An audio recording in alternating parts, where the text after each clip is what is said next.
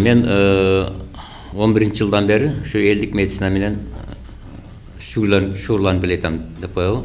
Ошондой. Анан медицинаның айыптыра күші жетпеген рактын жумшаш шишиктерин акыркы стадиясынан 100% айыптырамын. Бул медицинада жок. Медицинада жумшак шишик эмес. Бир дагы рактан ооруган адам, айыккан адам жок. Официалдуу медицинада.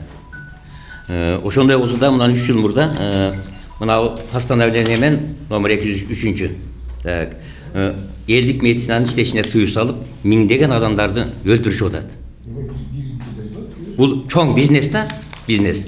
Онкологияда эми Садыр Нуркожоевичке чейин мурда bir adamdan 9.000 сомдон 30.000 сомго чейин bir химиотерапия болгон да. Азыр эми арзандап калыптыр деп атам.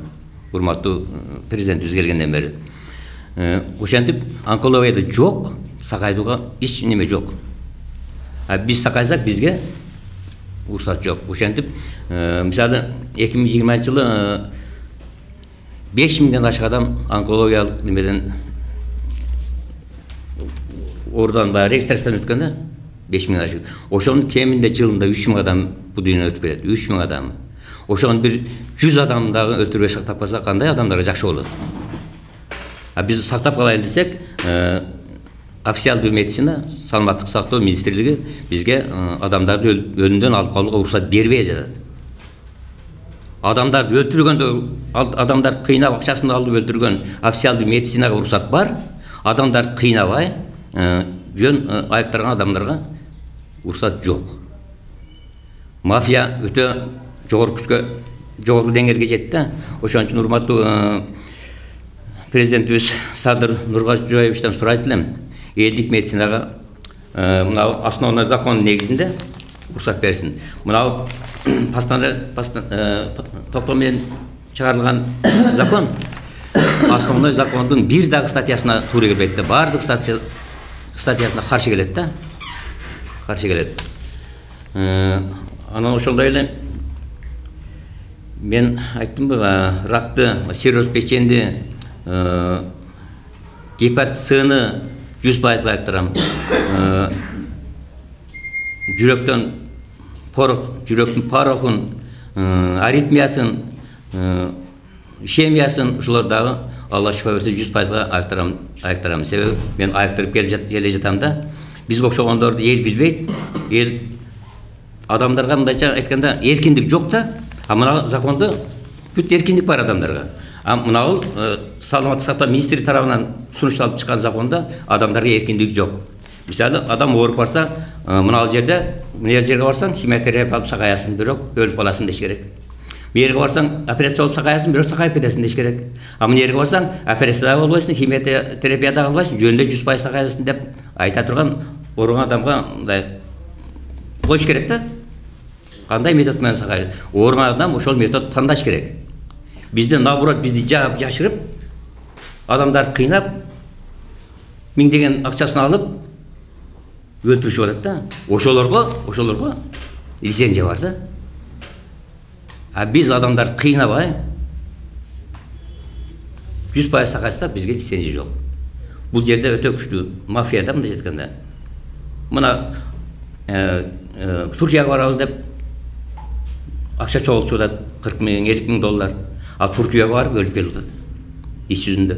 Je barıp gelse dagы, misal servis peçende operatsiya kılıp balasını je başka birinin donorun nimesini koyup etkende, koşup etkende. Gelgenden keyin her ayda 500 dolarlık deri alış gerek.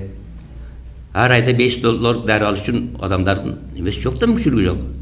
Uşolar köp bolsa 1 yıl 2 yıl yaşayt dagы kança gebirel üy jayын sat bargandar var eken. Üy jayын sat. Ömür gerek de adamga, desol gerek de. Ölbey kalış üçün bardыk mümkünlükler oluşat da. Bizde uşul jerde de mümkünlük tursa, uşul jerde mümkünlük tursa. Ayaktarga jiberet. Olor men da men süйлөшүп койгон да. Bizge sizlerge adam жиберебиz. Мынчасын sizler аласыңар, мынчасын биз алабыз деп süйлөшүп койсо керек да. Индияга барып атат мисалы. Ошол нерсени bizde өзүбүздө элдик медицинада, элдик медицина бул основной медицинанын атасы. Официалдуу медицина чыгылекте элдик медицина болгон. Ошодон үйрөнүп, ошодон сабак алып, ошодон азыр официалдуу медицина болду. Ошону biliş керек да. Урматтуу Садыр Нуркожоевичтен мен сураган элем. Ушу элдик медицинага уруксат берип, иштешине уруксат берип, элдик медицинанын ассоциациясын түзүшкө уруксат бериш керек. Эми аферисттер чыгат арасынанчы, мен сага айтамын андай деп чыгат. Бирок ошолорду иш жүзүндө айыктар алган адамдарга гана лицензия бериш керек да, иш жүзүндө текшерип көрүп. Жөн эле ары жазып чын акча берип койгондор эле лицензия бере бербейт. Сиз бул ооруларды кандай ыкма менен дарылайсыз? Мен ооруларды дары касиет күчтүү дары чөптөр менен, анан энергия менен. Энергия деп коет го. Тамыр карма диагноз коем. Медицина диагноз коюш үчүн бир 2000, 3000, 4000, 5000, даже 10 000 сом чейин акчасы кетет. Биз бекер эле тамыр кармак диагноз коюп коебуз. Ушуда медицина азыр чоң бизнеске айланган да. Ушу Садыр Нуркожоевичтен элдик медицинага уруксат берип, анан кийин мага лицензия берген менин жөндөм текшерип көрүп ишинде уруксат беришин суранамын. Ondan чыгар дагы ушу онкологиялык больницадан бир корпусту бөлдүрүп беришин суранамын. Себеби ал жерде жыл сайын миңдеген адамдар өлүп атат, миңдеген адамдар. Ошонун 100-ün, 200-ün ölümden alıp kalsak da kanday jakşı. Kanday ошонун туугандыктар сүйүнөт. Мен суранычым да ушул. Биринчи лицензия бериш, текшерип көрүп да. Экинчи ошо бизге дагы медицинага шарт түзүп бергенде шарт түзүп берсе жакшы болот эле. Бул жактан бюджетке дагы эконом болот эле. Канча миңдеген эмес, миллиондогон сом. Ушул мен айтайын. Биринчиси лицензия, экинчиси ушу иштегенге шарт түзүп берсе жакшы болот эле. Жүздөгөн адамдар, мүмкүн миңдеген адамдар өлүмдөн калышат эле да. Эми чынын айтсамчы, мен дем салуу менен реанимацияда жаткан адамды тургузам да, Алла Тааланын берген касиети мененчи. Ушундай. Ишенбесе текшерип көрсүн.